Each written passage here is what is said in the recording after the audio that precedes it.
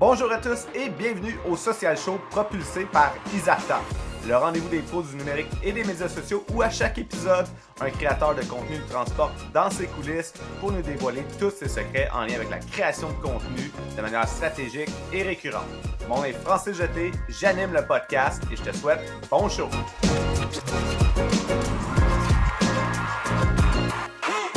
Aujourd'hui à l'épisode, on va te transporter dans un monde complètement différent. On va jaser de monde d'élaboration. Je sais pas pourquoi je le dis avec un accent, mais on va jaser de monde d'élaboration avec Aimée Desrosiers, alias La Biscornue, une designer graphique senior. Puis, on va le dire, là, vraiment un beau spécimen de marketing. Aimée qui est vraiment colorée. Comment ça va, Aimée? Ça va super bien.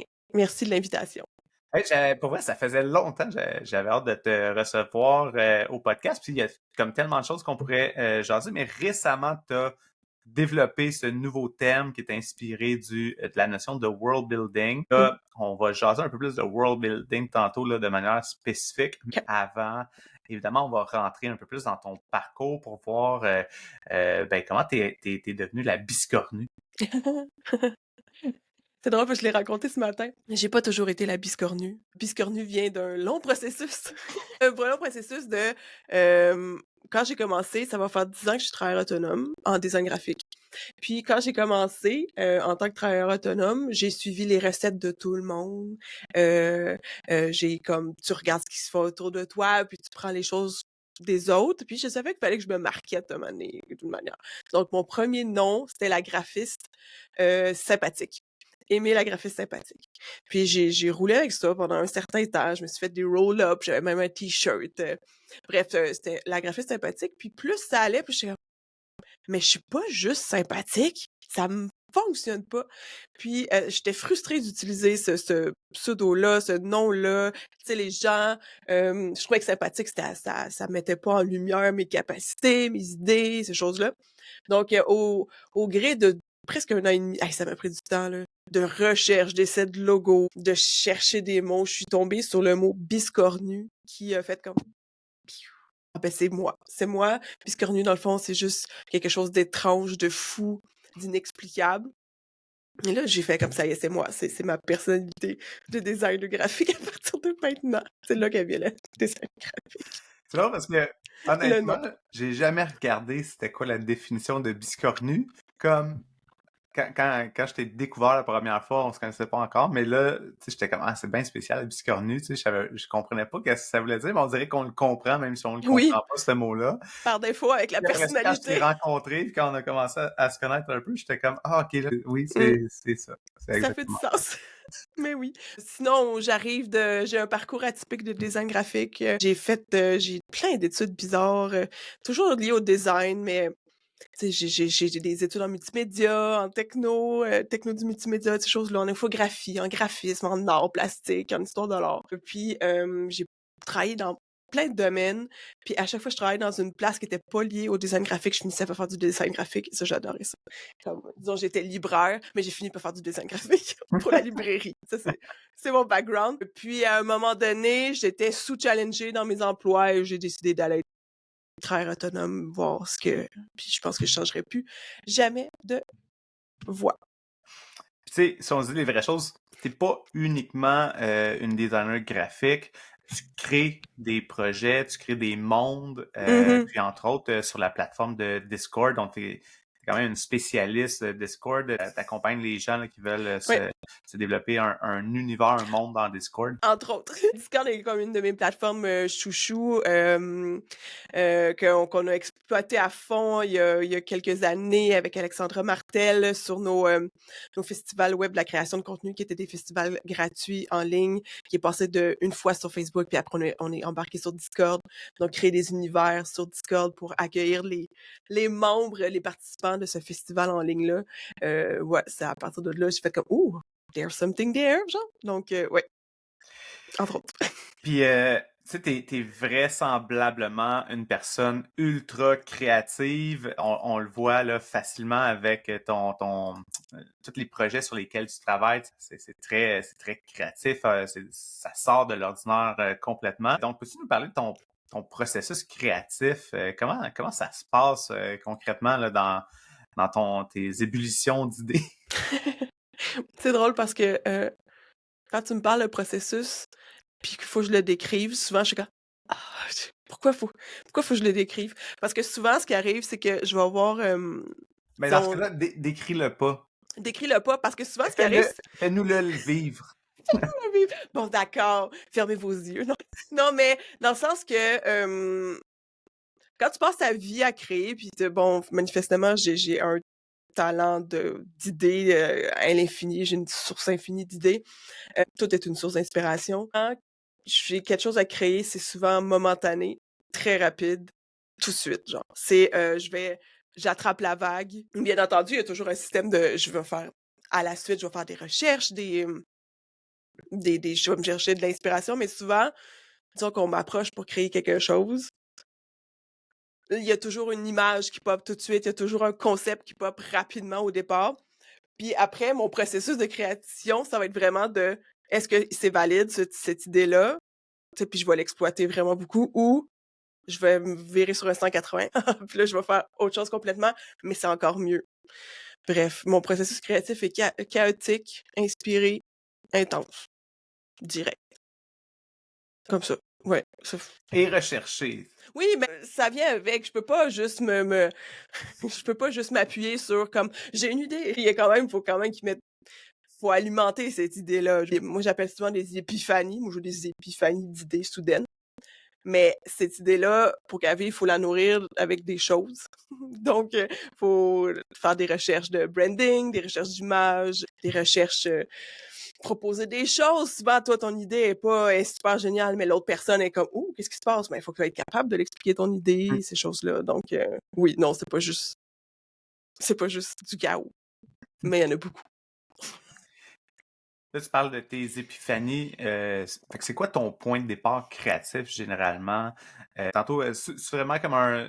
Est-ce que c'est tout le temps un input? Est-ce que donc c'est quelqu'un qui jazz ou c'est comme un contenu que tu vois?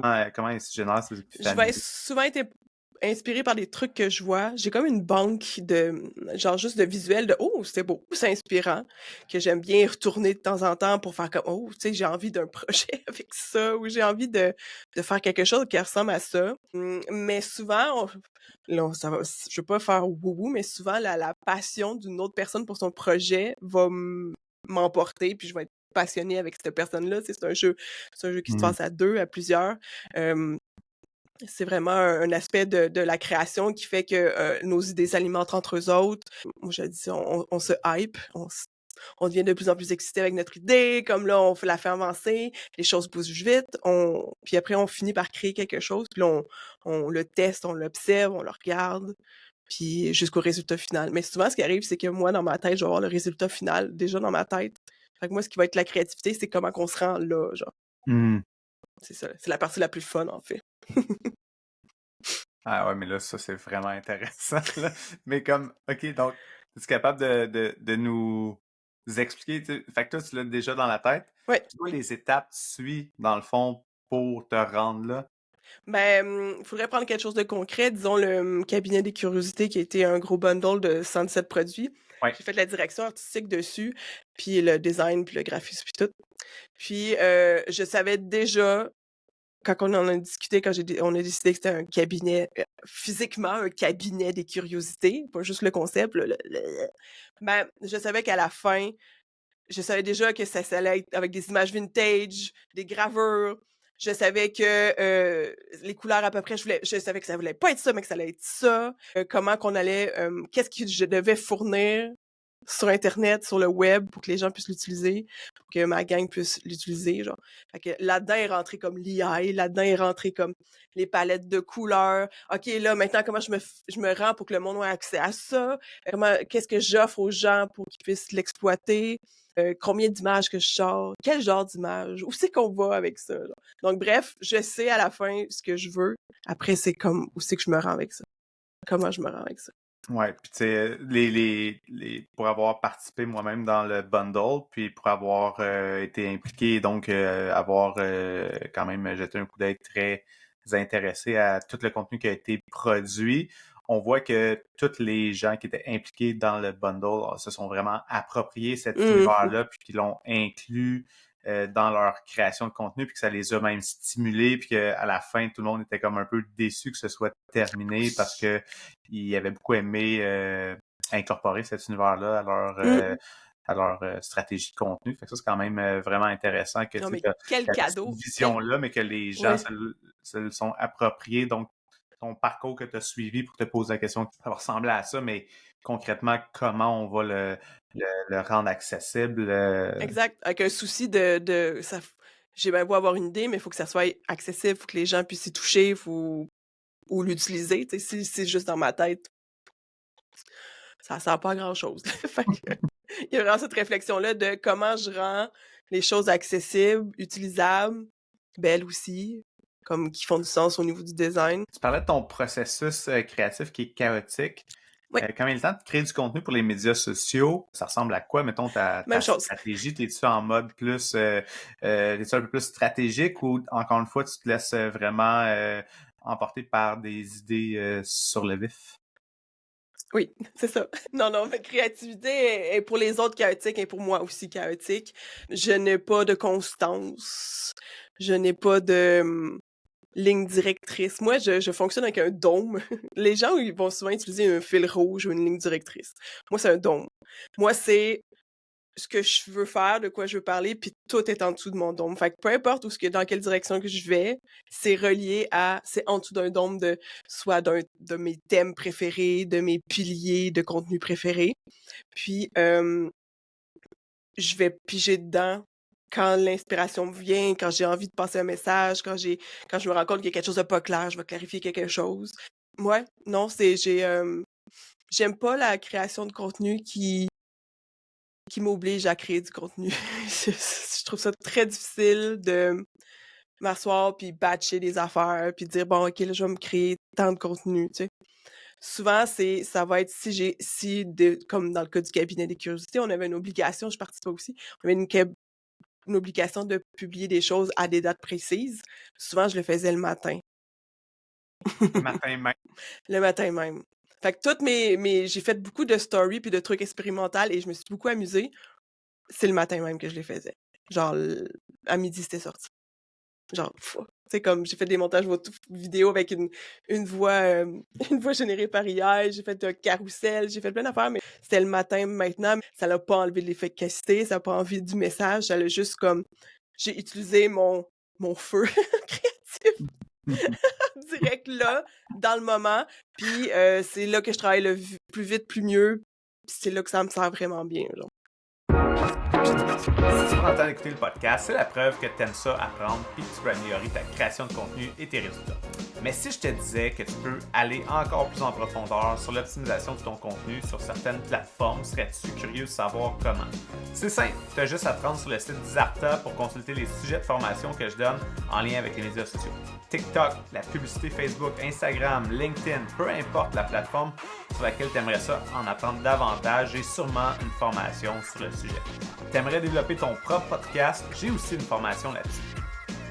Puis ça, c'est juste mes formations à moi. Il y a une foule d'autres formations données par des experts d'autres domaines, que ce soit en lien avec le marketing numérique ou plein d'autres sujets fascinants qui vont t'aider à propulser ta carrière.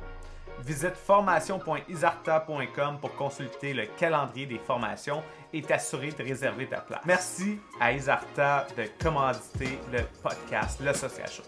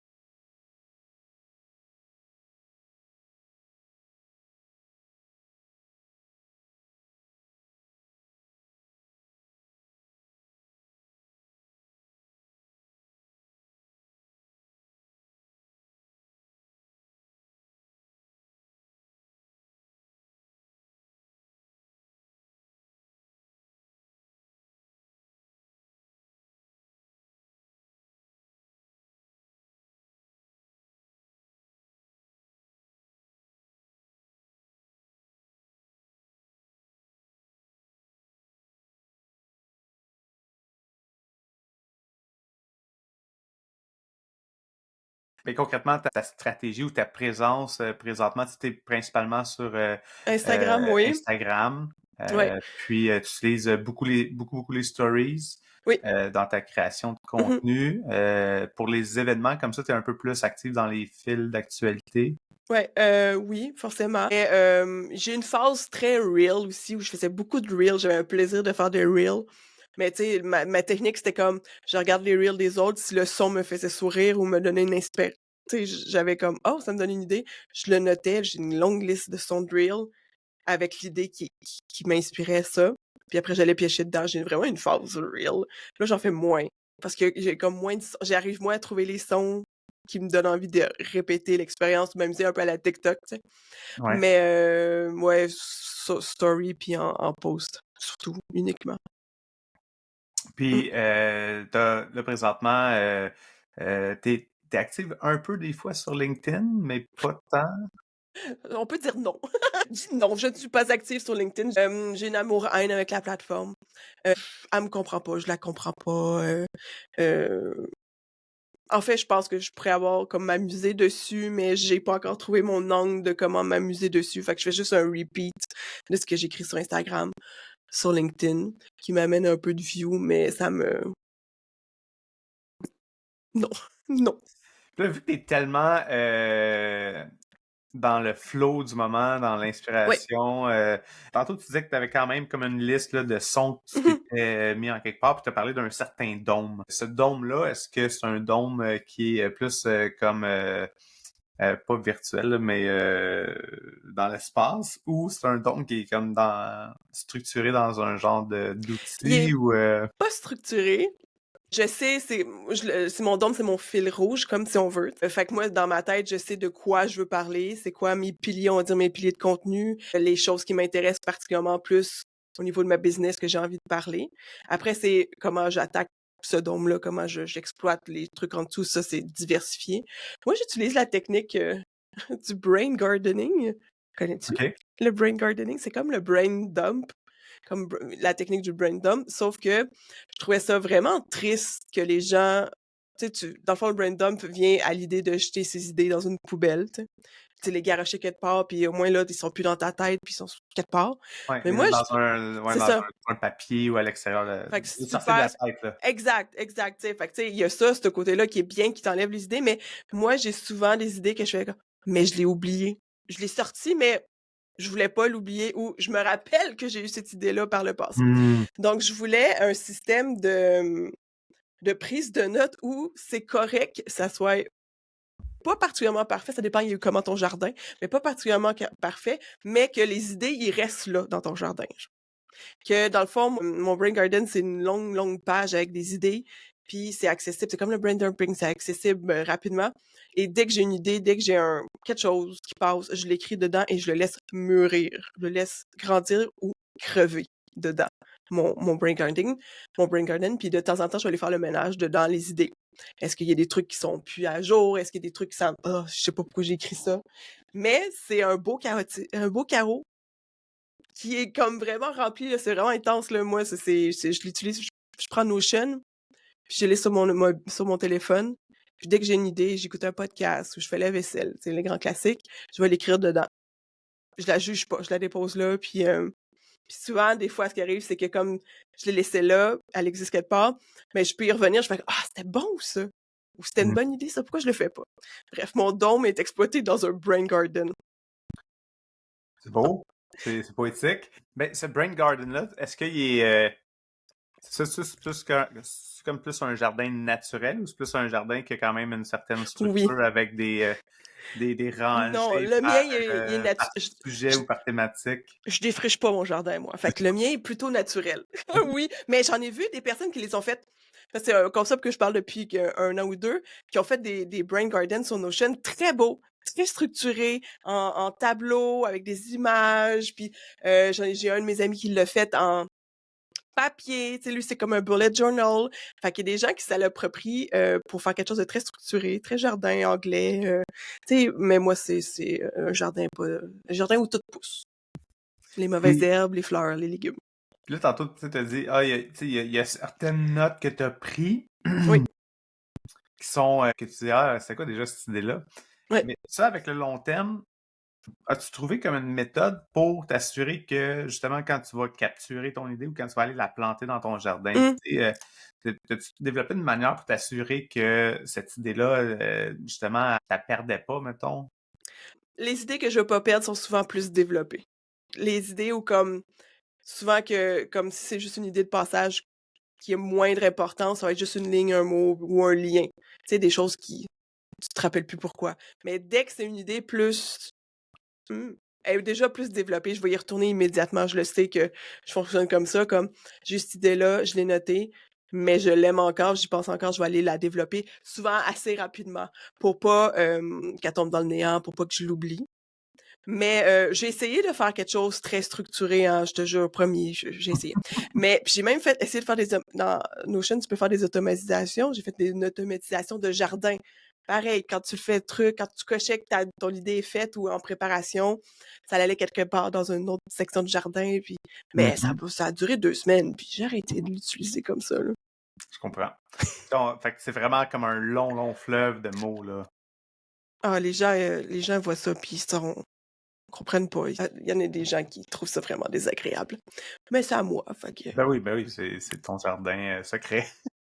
absolument. Donc, à toi de le nurturer comme bon te semble. Mmh.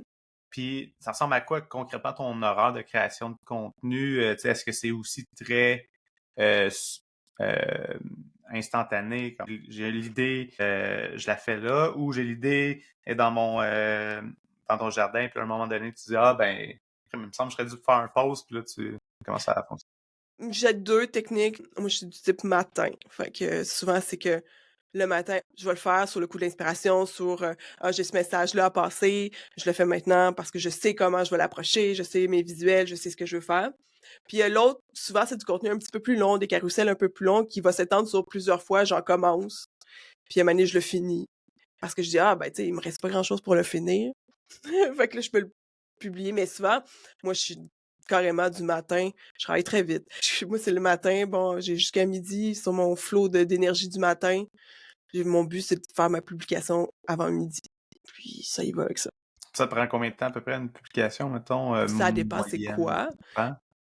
Disons que je fais un reel ou du montage vidéo, ben là, c'est toujours un petit peu plus long. Ça va peut-être me prendre 2 heures, 3 heures. Moi, c'est très long, par exemple. C'est long, mais pas long en même temps. Carrousel, maintenant, on peut en faire vraiment des très longs carrousels. Moi, quand dans mes carousels, c'est surtout un souci que mon information passe bien, que ça soit lisible et le fun à lire, que les gens ont envie de passer au travers. Tu sais, ça sera pas tant dans le contenu qui va être difficile, mais de la manière que je vais passer mon message, que ça soit très UX, CX, puis que les gens puissent soient appelés à aller plus loin Mhm. puis que le message passe. Fait que c'est ça souvent qui me prend plus de temps. Puis je dirais comme 2 heures, ça aussi, là. Puis, tu sais, depuis tantôt, tu as l'air d'être super confortable, à l'aise avec le fait que c'est chaotique, puis Mmh. tu l'embraces, là. Tu sais, vraiment, puis il y a plein de gens qui se mettent de la pression parce qu'ils disent, ah, il Mmh. faudrait que je sois plus structuré ou quoi que ce soit. Sinon, tu sais, toi, ça me semble pas être un défi de vouloir changer ou quoi que ce soit, mais ce serait quoi ton plus grand défi quand il est le temps de créer du contenu? Quand même me préparer des idées de contenu plus d'avance. Au pire, me faire une liste. Tu sais, j'ai des idées, là, mais je pourrais au moins me faire une liste de tu sais, parce que je connais mon don, tu sais, de services, d'offres. Tu sais, au moins me faire une liste de choses où je peux, ça, moi, je vais aller piger dans mon Brain Garden pour créer du contenu. Mais si j'avais une liste d'avance, ça pourrait peut-être m'aider un petit peu que ce soit plus naturel dans mon rythme, là. Tu sais, comme j'ai pas à me poser de questions, c'est va piger dans ta liste, là. Puis c'est déjà là, au lieu de scroll puis me perdre dans mes merveilleuses centaines d'idées qui sont là, puis faire comme: «Ah, c'est quoi ça? Ah», puis bref. Depuis tantôt, on parle, tu sais, on rentre dans ton monde, là, littéralement. Puis, tu sais, tu nous parles de ton dôme, tu nous parles de ton petit jardin, des idées. Déjà, on est comme quasiment dans un world building, on est Oui. quasiment dans ta monde d'élaboration Mmh. à toi perso.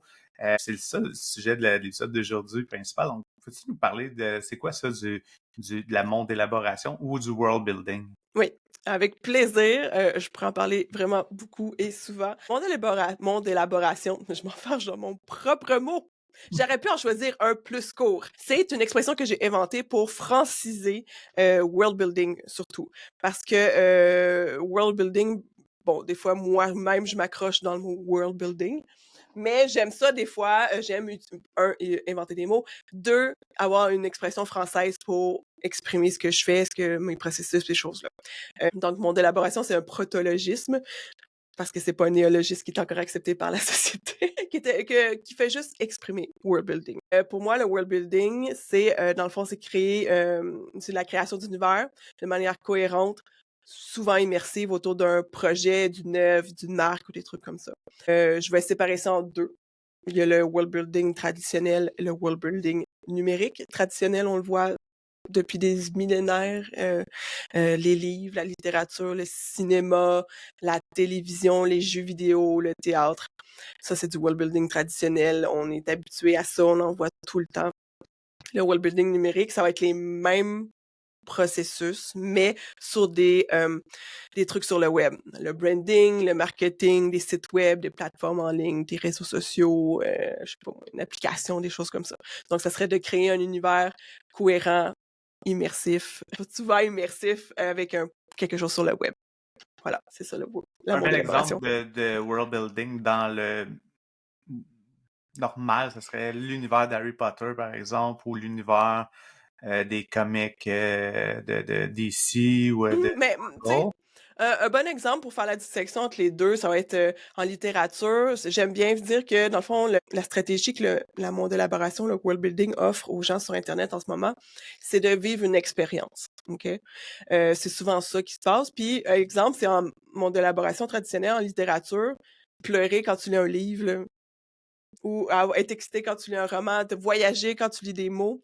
Ça, c'est un univers qui se tient sur des feuilles, mais qui te fait vivre une émotion, qui te fait vivre, qui te transporte, tu peux relate tout ça. Ensuite, tu sais, je veux dire, oui, tu as utilisé Harry Potter, mais après, tout l'univers autour de ça, c'est sûr, c'est fantastique, science-fiction, mais tu peux créer des univers pas de science-fiction puis de fantasy aussi. Je pense que c'est vraiment l'univers, faut le prendre dans un concept, dans son concept large, qui veut dire contient tout. C'est juste ça. Hmm. C'est juste ça. Oui, dans le fond, tu l'as dit, là, c'est quelque chose qui amène de l'immersion, Mhm. qui fait rire, qui fait sourire ou qui fait vivre des émotions de manière plus globale. Puis la notion d'expérience, je pense, on l'oublie souvent, mais tantôt, c'est intéressant parce que tantôt, tu as parlé de UX puis de CX Mhm. dans ta création de contenu. Ouais. Hein? Fait que tu parles, déjà dans ta création de contenu, par défaut, tu parles d'expérience. Mhm. Fait que c'est quand même intéressant. Donc, de créer un monde t'amène à faire vivre des expériences encore peut-être un peu plus, de manière un peu plus intense, disons.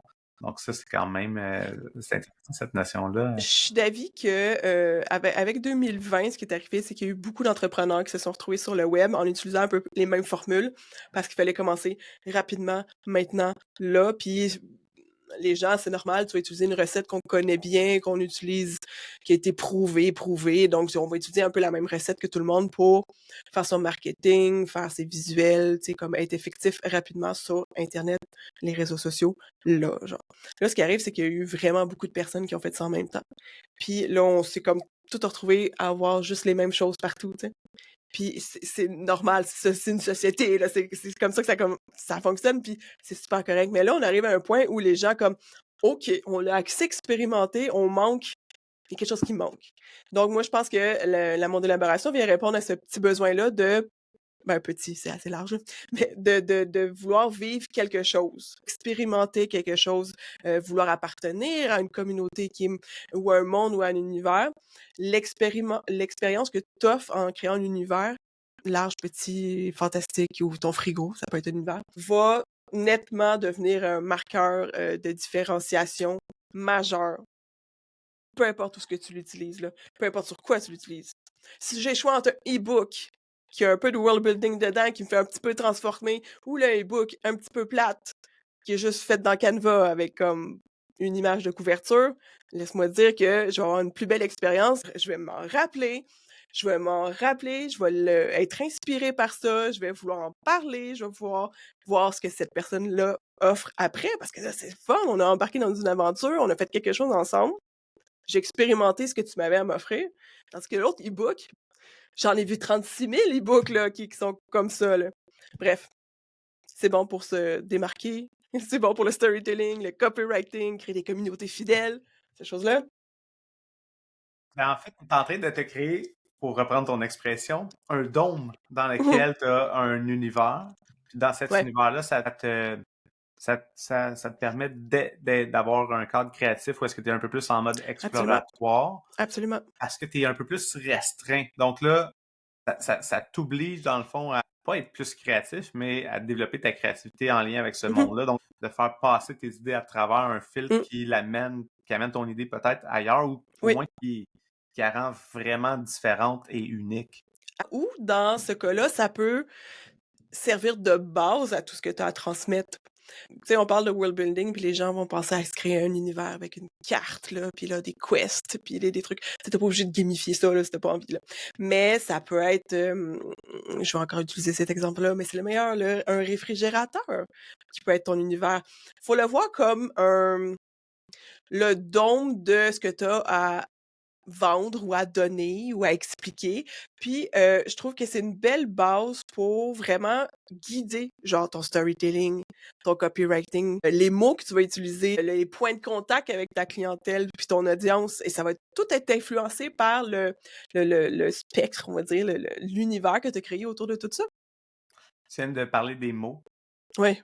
Mmh. Fait que quand tu es en processus de développement d'un univers, que tu fais de la mode d'élaboration, Ouais, que j'ai dit encore une fois avec l'accent, c'est pas grave.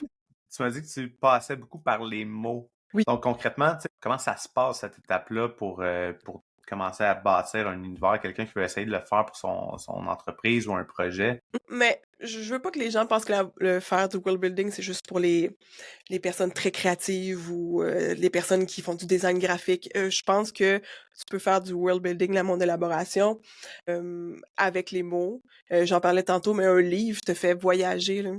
Moi, j'ai déjà pleuré en lisant un livre, là. J'ai déjà ri, là. J'ai déjà été passionnée. Puis là, j'ai comme t'es stressé un peu pour ton personnage ou tu sais comme tu te mets à la place de la personne ou des choses comme ça. Puis là, un livre est un univers en soi. Dans le fond, tu lis que des mots, puis ces mots-là transposent un univers. Donc pour moi, si t'es le web est mostly aussi genre des mots. Ton copywriting, comment t'écris tes courriels, tes close captions, tes mots dans tes publications Instagram, tes posts LinkedIn, c'est juste des mots, genre pas besoin d'images. Donc pour moi, les mots en webbuilding sont vraiment importants. Donc quand je dis ça, c'est comme c'est bien beau des mots, là, mais genre fais une recherche sémantique. Comme, disons, ton univers, c'est le réfrigérateur. Ben là, tu vas aller chercher les noms des parties du réfrigérateur, tu vas aller chercher des synonymes pour réfrigérateur pour pas être obligé de dire tout le temps réfrigérateur, qui est vraiment un mot super pas le fun à dire. Mais à frigo, c'est quoi les autres? Glacière. Tu vas aller chercher des mots sur les parts, les morceaux de ton frigo, genre la porte, qu'est-ce qui contient? As-tu différents modèles? Genre, tu vas nourrir ton univers de savoir, de mots pour pouvoir, toi, les utiliser puis que ça devienne immersif, mais tu sois toi aussi convaincu de ce que tu dis parce que tu les connais. Puis ça soit immersif puis que les gens puissent se sentir appelés ou expérimentent ça par tes mots aussi. Je trouve qu'une job de synonyme, une job de recherche de mots, créer des mots. Dans des trucs que je donne, c'est comme invente des citations s'il faut, là, c'est super drôle. Là. Mhm. Vas-y, là. Tu sais, mais le mot porte ton univers avant même tes images. Ensuite, tes mots vont influencer tes images. Le reste. Puis justement, pour les gens qui peut-être qui ont de la misère à saisir le concept, tu t'as ton branding. Oui. Et ton branding, ben c'est peut-être ça peut être la base, par exemple, de ton univers. Mais ton univers est pas obligé d'être graphique. C'est ça que tu es en train de dire. Ton branding peut être aligné à ton univers et vice-versa, mais Oui. c'est pas obligé d'être juste un univers graphique en tant que tel. Donc, ça peut être aussi avec des mots. Puis, fait que ça, je trouve que c'est quand même important aussi de dire, fait que, tu sais, que, comme tu disais tantôt, tu as bâti dans l'univers pour ton entreprise, ton positionnement, ton personal branding ou Mhm. quoi que ce soit. tu peux le faire pour certains projets. Puis, tu sais, tantôt, on a parlé un peu du cabinet des curiosités, on a parlé du festival web de la création de contenu. Fait que pour tous ces projets-là, tu as créé des univers, justement, qui étaient d'un côté le branding, mais qui étaient aussi comment les festivaliers ou comment les gens qui allaient participer à ces événements numériques-là Mhm. allaient le vivre ou se l'approprier, comme on l'a dit tantôt. Fait que, tu sais, je pense que ça, Exact. c'est important de comprendre comme c'est un complément, mais c'est pas juste du branding. Non, c'est ça. Puis tu fais un point sur le personal branding et la modélaboration. Tu peux modélaborer ton personal branding si tu veux, ou ta marque, mais si t'as pas de personal branding, modélaborer va être difficile. Dans le sens que je crois que quand tu crées un univers, tu joues un peu à Dieu. Donc, c'est important que ton personal branding soit fort. Quand je parle de personal branding, fort ou assumé, là, tu sais, ton personal branding, pour moi, c'est ta voix, tes couleurs, ton ton, est-ce que tu t'exprimes au tu, au nous, t'es-tu une entité de plusieurs personnes, t'es-tu...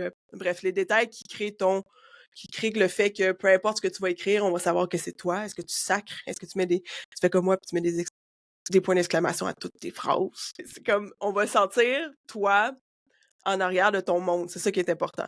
Après, si tu veux créer un monde autour de ton personal branding, disons que toi, t'aimes beaucoup le café, puis ton personal branding va être lié au café, toutes tes offres vont être des noms de café, puis là, tu vas parler de mouture, puis de créma.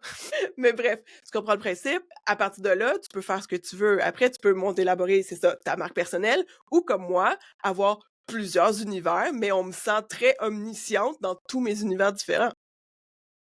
Moi, chaque produit a un univers. Chaque service que je vais t'offrir a un univers différent, mais on me sent les couleurs, mon ton vont suivre dans tout. Mais tu sais, j'en ai un que le dernier, c'est une odyssée. Fait qu'on est sur l'eau, il y a des bateaux, des trucs comme ça. Sinon, tu sais, Mondo, c'est plus comme du synthwave médiéval. Fait que tu sais, je veux dire, il y a vraiment quelque chose où j'avais fait de Néo Discord qui parlait de Discord. C'était des images générées par AI, mais c'était comme du médiéval classique, des peintures classiques, mais avec des cellulaires, des trucs comme ça dedans. Quelque chose qui revient souvent dans mon univers, qui me représente moi, mais sont toutes différents. Sont des univers différents. Fait qu'il y a deux manières d'apporter ça. Et tout ça sous l'univers de la biscornue, tu sais, C'est qui est ça. déjà en soi un univers qui est ton personal branding, mais que Ouais. tout ça, effectivement, tu as comme quand même un fil continu Mhm. là-dedans qui fait que tu t'éparpilles pas. Tu sais, c'est comme chaque nouveau projet est un nouvel univers qu'on découvre, mais qui est quand même aligné à la personnalité Exact. qu'on suit. Donc, Exact. Moi, je pense que c'est comme si tu étais omniscient dedans, là, ton univers. On te sent, on n'a pas le choix de te sentir, sinon l'univers fonctionnera pas, je crois. On- J'ai pas arrivé, c'est pas.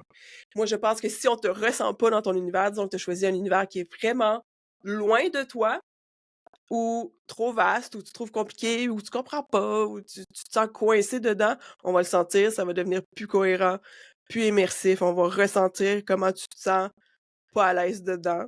Tandis que si tu fais un univers où t'aimes vraiment beaucoup, je sais pas moi, la musique, fait que tout ton univers est lié au monde du son, tu donnes des playlists, tu fais des journées thématiques de chansons, tes citations, c'est des paroles de musique. Bref, il y a plein de manières d'amener ton univers si t'es un passionné de musique, mais ça se sent que t'es passionné de musique, là. Ça se sent, on le voit, là. c'est ce qui est, comme on disait tantôt, tu sais, d'avoir cet univers-là vraiment clair te permet d'avoir vraiment un filtre créatif qui Mhm, t'amène à pousser tes idées. Donc, pour reprendre ton exemple de passionné de musique, ben, tu sais, mhm, à place d'avoir juste un titre d'infolette vraiment boring, plate, normal, ben, tu sais, d'avoir une petite des lyrics de chansons qui t'alignent avec ton point, ben, tu sais, ça vient rajouter justement. C'est ça que je trouve que la notion de world building devient intéressant parce que ça te permet de créer du contenu qui est tellement plus fort. Puis j'ai l'impression que on vit dans un monde où est-ce que tout le monde essaie de copier tout le monde, mais que mhm, personne se démarque vraiment, alors que c'est ça mhm. la clé et la base du marketing. Donc, de se créer un univers unique va vraiment favoriser cette créativité-là. Ce qui est bien avec la monde d'élaboration, c'est qu'à deux univers pareils, ça sera jamais pareil. T'as-tu déjà... Moi, quand je pense à ça, c'est comme, je fais un univers sur la musique, tu fais un univers sur la musique, et ça va être différent. Le même thème, on va peut-être utiliser les mots qui se ressemblent, mais ça va être différent. C'est nettement un bon moyen de ne pas être copié, Puis si tu es copié mot pour mot, là, ça va juste vraiment paraître parce que la personne n'utilisera pas quelque chose lié à elle, lié à sa passion, à sa curiosité, ces choses-là. Puis bon, souvent les univers, quand ils sont appréciés ou connus, ou tu sais, comme avec une belle audience, ben souvent les gens vont s'y associer, fait qu'ils deviennent protecteurs de cet univers-là, ils deviennent porteurs, des super fans, tu sais, ça devient une communauté fidèle qui va te protéger, ton univers. Je trouve ça génial. Puis est-ce qu'il y a des éléments, des piliers, mettons, d'un univers qu'on devrait absolument avoir pour s'en bâtir un? Quelqu'un qui commence à commencer par penser à son champ lexical, comme Ouais. on disait tantôt, à penser à son branding, son champ lexical, ses produits ou ses services. À partir de là, est-ce qu'il y a des piliers vraiment clés qu'on doit avoir? Est-ce qu'on doit avoir des personnages? Est-ce qu'on doit Non. avoir, y a-t-il comme... Je pense que, y a pour ceux qui lisent beaucoup, littéraires vont quand même avoir des réflexes de création de mondes très, très élaborés. Mais sinon, moi, je pense que les 4 piliers, c'est avoir une idée. Ça a l'air n nul, là, mais l'idée, souvent, je vois 2 sortes de personnes. Les personnes qui ont eu l'idée, puis là, sont en confiance, puis c'est leur idée, puis ça fit, puis c'est comme c'est ça. Puis les personnes qui ont une idée, puis qui mettent tout ils remettent tout en question autour de cette idée-là, puis ça l'avance jamais. Il faut trouver une idée avec la confiance que si ça fonctionne pas, tu peux changer, tu peux le modifier, tu peux le faire évoluer. C'est ça, un univers, ça évolue à l'infini. Donc, le premier pilier, trouve une idée. Pas trop loin, pas trop proche, tu sais, comme quelque chose qui te fait vibrer. 2, on a parlé du champ lexical, les mots, développe les mots, fais-toi une banque de mots, un tableau de mots, trouve-toi un Excel, classe-les par catégorie, émotion, verbe, des trucs comme ça. Tu vas pouvoir te référer à l'infini. Des fois, c'est plus rapide d'aller chercher ta liste de mots que tu as fait toi-même que toujours aller voir des dictionnaires de synonymes sur Internet ou demander à ChatGPT, trouve-moi une liste de, tu sais. ChatGPT est vraiment pratique dans ce processus. Oui. Puis ensuite, je dirais un mood board. Je sais pas, on est comme un mood board, faire un rassemblement d'images pour pouvoir, même si tu fais pas beaucoup de visuels, pouvoir créer une ambiance autour de tout ça. Disons que tu fais plus comme, je sais pas, on parlait du réfrigérateur. Pour moi, le réfrigérateur, c'est froid, c'est du stainless, c'est des aliments de couleur à l'intérieur. Créer une espèce de mood board visuel de comment tu veux que les gens se sentent dans ton... Puis c'est subjectif, là, je veux dire, comme, casse-toi pas la tête là-dessus. Là. C'est vraiment une suggestion de ton univers visuellement aurait l'air de quoi. Ensuite, je pense que les gens, ce qu'ils vont avoir de la misère à faire, c'est d'introduire cet univers-là un peu partout. Puis, je pense qu'il faut pas se compliquer la vie. Tu l'as dit toi-même, un titre de courriel, tu sais? Puis après, c'est qu'est-ce que tu m'ondélabores? Moi, je suis en train de m'aligner pour m'ondélaborer à fond mon infolettre. Vraiment beaucoup. Puis, j'ai vraiment beaucoup de plaisir. Mais tu sais, ça veut dire que tous mes titres vont changer. Moi, une des astuces que j'aime, c'est que je vais changer, ça c'est un secret là, mais je vais changer le nom des personnes que je connais quand même bien qui sont inscrites à mon infolette pour leur donner quelque chose de significatif à Mhm. à mon univers. Ensuite, je vais changer ma signature courriel, ma salutation change, je vais utiliser les mots que j'ai faits. Ça, c'est juste un courriel. Après, c'est comme comment est-ce que tu annonces ton univers? C'est quoi? Est-ce que c'est un serveur Discord? Les gens, ils viennent sur ton serveur Discord. De quoi ça a l'air à l'intérieur? C'est quoi? Qu'est-ce que tu proposes qui fait que on sent ton univers dans Discord? C'est une question de où tu peux imprégner ton univers sur le web. Puis de ce que je comprends aussi, qu'est-ce qui est intéressant, c'est ce que tu peux l'appliquer à tout et Mmh. n'importe quoi, entre guillemets. Donc, c'est là que ça devient vraiment intéressant parce que tu peux travailler ton infolette. Mais une fois que tu as dit ça, ben, dans ton infolette, il y a vraiment beaucoup de choses que tu peux travailler ou pas. Ouais, Tu sais, ben, c'est c'est ça. les deux, tu sais, c'est qu'il n'y a pas de... euh, puis on dirait, je t'entends parler, puis là, on dirait, ça me rappelle mon projet initial de site web qui était un site web de basketball qui s'appelait Jet Set Basket. Mmh. Puis tout le branding, ben, c'était les couleurs officielles. Là. Fait que le ballon, c'est orange et noir. Fait que c'était les couleurs officielles du site web. Et que là-dedans, j'avais quand même fait de la mode d'élaboration sans le Mmh. savoir. Le blog, ça s'appelait le Fast Break, qui est une expression de basket. Ouais. J'avais une web émission qui s'appelait le 5 partant, qui est une autre expression de basket. Après ça, j'avais des entrevues sur le terrain. J'avais créé effectivement comme un univers qui était Mmh. aligné, dans le fond, au contenu que j'offrais. Mais ça aurait été facile de pas donner de nom de blog ou quoi Ben, que ce soit, absolument. mais Mmh. que j'avais fait un peu ce travail-là. Puis tu parlais Mmh. tantôt un peu de la notion de de mood board, ben moi, j'utilisais vraiment beaucoup les textures du monde du basket. Fait que le hardwood, le plancher de basket, La texture du ballon. la texture du ballon, l'effet lustré qu'on a sur le panier. Fait que c'est toutes des choses que j'avais intégrées de manière intuitive. Fait que je trouve ça quand même vraiment intéressant de voir, c'est comme dans les piliers que tu mentionnais, ben à quel point ça peut être facile d'intégrer Ouais, justement puis pour un tu site vois web. que ça, c'est très niché, là, ce que tu as fait, là. Ouais. Tu sais, ça parle aux gens qui aiment le basketball. Tu sais, dans certaines situations, faire une mon élaboration très, très, très nichée pour ton service de branding, par exemple, ou ton site web, des fois, c'est pas la bonne place pour faire de la mon élaboration, tu vois? Tu sais, des fois, si ton client, il est pas un fan de basketball, il comprendra pas que le blog, c'est ça, genre. Que Ouais. Fait que souvent, c'est là que, pour rester cohérent ou comme capter ton audience, c'est le degré d'univers que tu vas poser dans tout ça aussi. Puis est-ce que tu fais comme un univers à 2 niveaux? Tu sais, un univers comme où je t'attire lentement dans mon univers avec mes quelques mots, quelques trucs, mais nos communications sont teintées de, puis une fois que t'es dedans, bang! Tu rentres dans mon univers, là, les gens s'approprient tes mots, tes expressions, tu leur donnes des templates de story, des fonds d'écran de cellulaire. Là, ils ont ton univers dans leur poche avec toi, avec eux tout le temps. J'ai beaucoup d'idées pour comment appliquer notre Yeah. univers partout. Il y a absolument pas de limite. C'est ce que puis en même temps, il y a une limite aussi. Tu sais, je veux dire, la limite, c'est ta curiosité.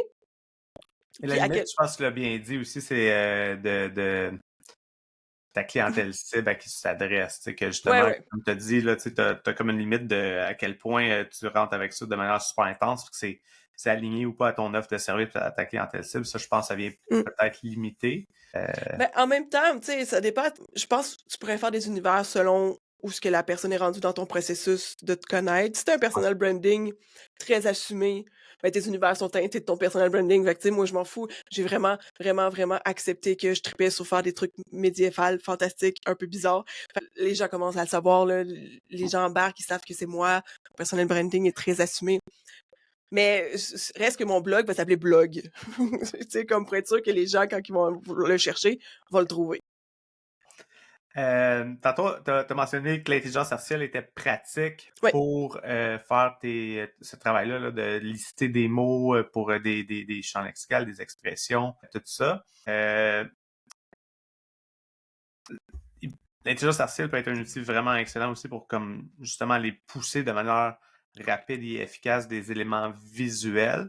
Et en pré-entrevue, tu m'as clairement dit que l'intelligence artificielle, t'en as pas besoin Non. nécessairement, absolument, pour créer du word building. Fait que tu Non. peux-tu parler un peu de ce love and hate-là, comme d'un côté, tu l'utilises quand même beaucoup pour tes éléments visuels puis créer ces world building-là, mais que c'est pas obligatoire non plus. Non. C'est absolument pas obligatoire. Je l'utilise, ça dépend des projets. Des fois, je l'utilise plus, des fois, je l'utilise moins. C'est un mensonge de dire que c'est rapide. Surtout quand t'as un univers précis en tête, c'est pas vrai que c'est rapide. C'est absolument pas vrai. Pour les mots, moi, j'aime beaucoup utiliser l'intelligence artificielle pour les mots, avoir une expression. Tu peux faire des jeux de comme, j'aime cette expression-là, peux-tu la faire fitter dans mon univers? Tu peux faire ça, là. Tu décris Exact. ton univers, mon univers, c'est ça, blablabla. Invente-moi des expressions, invente-moi des titres, invente-moi des trucs liés avec ton univers. Là, tu peux t'amuser avec ça. Moi, je brainstorm. C'est presque juste ça que je fais avec l'intelligence artificielle, brainstormer, le pousser à fond. Là. Puis là, des fois, je donne des prompts, genre comme, OK, là, t'es la personne la plus créative du monde, t'as pas de limite, là, on va champ gauche, vas-y, tu sais. Fait que, bref, j'utilise beaucoup pour brainstormer l'intelligence artificielle. Pour les visuels, par contre, moi, j'aime beaucoup encore les images stock, les banques d'images stock. Mon amour, mon love and hate de la création d'images avec l'intelligence artificielle, c'est que si tu fais pas ça avec intention et comme une directrice artistique, tu sais, tu gères pas disons, l'intelligence artificielle comme une directrice ou un directeur artistique, tu vas te laisser avoir à prendre cette image-là parce que c'est celle-là qui t'a créé. OK, je vais aller avec ça. Bref, au final, c'est pas nécessaire. Au final, tu sais, comme si ça sert pas totalement à ce que tu voulais faire. Hmm. Bref, Ouais. mais tes mots vont t'aider à faire des meilleures recherches, des meilleurs prompts pour les intelligences artificielles, par exemple. Ouais, puis toi, le fait que t'es design graphique, t'as quand même une sensibilité à ça, mais tu sais, des fois, on Peut-être. regarde juste les gens qui choisissent les mauvais templates de Canva qui sont pas alignés à leur Ouais. brand, parce que, mettons, un brand est plus arrondi, puis là, ils prennent des lignes Mhm. carrées dans les templates, puis là, tu fais comme, oh, tu sais, juste ça, c'est des petits détails que les gens oublient. Fait que effectivement, pour certains, ça doit être un peu plus facile de se laisser emporter par qu'est-ce que l'IA va leur proposer en termes Ouais. de design graphique. Puis on sait que c'est quand même très difficile là, de bien prompter un mid-journey pour avoir exactement ce que tu veux. Là, c'est quand même pas facile là, pour avoir joué avec ça un peu. Dans le cadre justement du Festival Web de la création de contenu, Mhm. on avait une thématique des monstres, j'avais créé mon propre petit Oui. monstre à Woody, puis tout le kit. C'est vraiment compliqué d'arriver à ce que tu souhaites. Ben, T'es pas surtout designer si graphique, tu peux pas le c'est ça. modifier comme tu veux. Puis surtout si tu as une idée précise en tête. Tu sais, ton univers, il est précis, même si tu n'exploites pas tout son volet ou tout son vocabulaire dans tes communications, ça existe quelque part. Soit dans ta tête, soit tu l'as noté. Tu sais, je veux dire, à un moment donné, ton univers, il prend forme, il devient tangible. C'est correct de pas le placarder partout, mais tu le gardes pour toi, mais ça veut dire qu'il existe pour toi. Si tu sais qu'il existe pour toi, il va exister pour les autres aussi. Mais si tu te complet dans un résultat d'intelligence artificielle qui est pas vraiment ce que tu voulais, ça te sert pas bien. Est-ce qu'il y a des choses qu'on n'a pas abordées que tu aurais aimé qu'on jase? Oui, j'aimerais ça te dire que world building, pour savoir si ça va bien dans ton world building, faut être du plaisir. Hmm.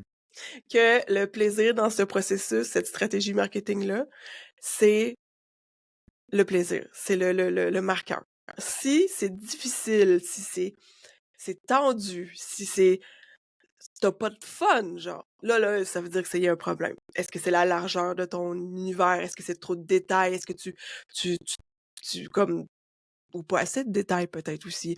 Est-ce que tu as choisi un sujet qui est trop vaste, trop loin de toi, que t'es pas stable dans ce sujet-là que tu as choisi? Est-ce que c'est aussi tu te forces à créer un univers?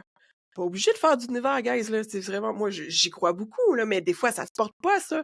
Tu sais, tu l'as dit toi-même, on peut élaborer ce qu'on veut d'une manière sur le web, là, puis en plus, là-dedans, tu mets de la gamification, des trucs comme ça, tu sais. Si c'est pas pour toi, fais-en pas, tu sais. Si tu le sens pas, tu peux l'essayer à petite échelle. T'es pas obligé de faire t'es pas obligé de faire un univers avec 4 6 pays dedans, puis ils ont chacun leur currency, puis là, ils ont leur drapeau, puis ils ont leur nom, puis là, ils ont leur image de marque chacun, puis surtout si c'est pour un e-book, là, pas besoin. Là. Ouais, puis ça dépend aussi du projet. Tu sais, comme par exemple, là, récemment, je travaillais avec une entreprise où est-ce qu'on est en train de développer un programme d'ambassadeur interne. Mhm. À la place d'avoir juste des niveaux d'ambassadeurs, que c'est comme ben, l'ambassadeur Ouais. or, argent ou quoi que ce soit, ben, on travaille pour essayer de trouver des mots en lien avec Mhm. déjà, ils ont déjà des styles de noms pour les produits, ben, comme on peut s'en inspirer pour la nomenclature des différents Très paliers cool. d'ambassadeurs. Donc, fait que ça, c'est un petit élément Ben, c'est ça. que dans le lot, ben, les ambassadeurs qui vont embarquer, ben, ça rend ça un peu plus Mhm. intéressant. Il y a un petit effet un peu plus wow. Fait que je pense Les que petits détails qui tuent, là, ça, c'est parfait, là. C'est ouais, pas ouais, compliqué, là, puis c'est un rappel à, puis les gens vont s'y associer aussi, là, c'est parfait, là. J'adore, ouais. j'adore, j'adore. Les détails qui tuent aussi. Ceux qui font sourire. Moi, je pense que quand je reçois une infolettre, puis la première phrase est mon élaboré, ou la première phrase, c'est mon nom qui a été modifié, ou c'est une salutation, puis je fais comme, c'est quoi ça? T'sais, ou il y a une chanson, ou le gif animé, il fait pas de sens, ou, tu sais, Mm. le sourire, là. Le moment qui te fait faire un petit sourire en coin quand t'as lu quelque chose dans une caption Instagram ou des trucs comme ça. Le plaisir puis les petits détails qui tuent. Voilà. C'est parfait. On va rentrer dans les petites questions éclairs pour terminer ça en beauté. D'accord. Première question, c'est quoi ta plateforme préférée pour consommer du contenu? Instagram, surtout. Fait que t'es vraiment Ouais. Instagram all the way. Mhm. Ce serait quoi un outil ou une application qui est essentielle à ton workflow de création?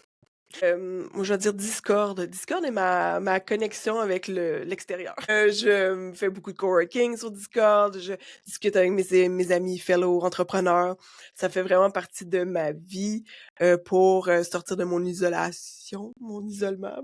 Moi, j'habite en campagne, très loin de tous les centres urbains. Donc, j'aime beaucoup Discord pour la, la communauté, les communautés que j'ai dessus, pour pouvoir rester cette d'esprit. Puis ça, as-tu une ou un créateur de contenu préféré? Non. Non, moi, je consomme tout. Mon feed, c'est juste des trucs artistiques en plus. C'est très drôle. Moi, je consomme des choses que je vais trouver belles et le fun à regarder, pas des choses que je fais. Merci, Aimé, de nous avoir fait rentrer dans ton monde, découvrir ton monde et le monde d'élaboration. Ça fait vraiment plaisir. Merci de m'avoir invité enfin. C'est une blague.